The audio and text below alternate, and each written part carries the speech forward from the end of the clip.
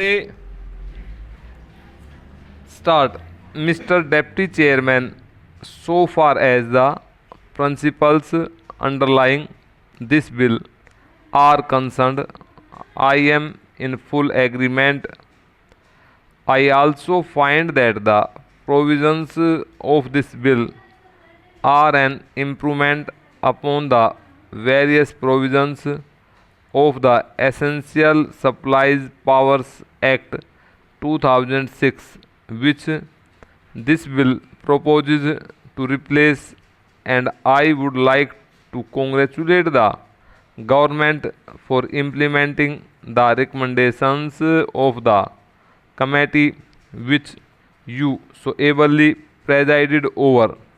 But I shall soon point out to you that very many important recommendations which your committee was good enough to make have not been implemented in the provisions of this bill.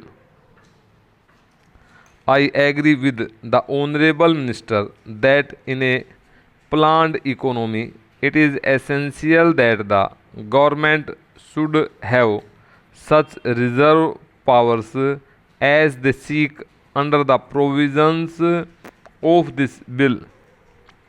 It is imperative that they should have powers to regulate the production, supply, and distribution at correct prices of the commodities which are most essential for the life of the community, and I find that most of the governments of the different countries in the world today possess such reserve powers in a small or a big measure.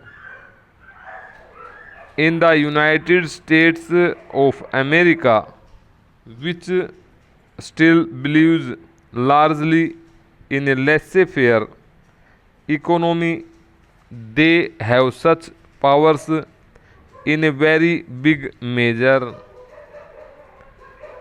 Therefore, I don't urge the grant of such powers to the government, but as has been pointed out by my honorable friend, the mover of this bill, there is no immediate necessity of enforcing the provisions of this bill because we have passed through the era of plenty, as has been pointed out by my honorable friend. But we must take lessons from our experience in the past when the control measures were there, and you have in your report very ably pointed out as to how these defects could be removed.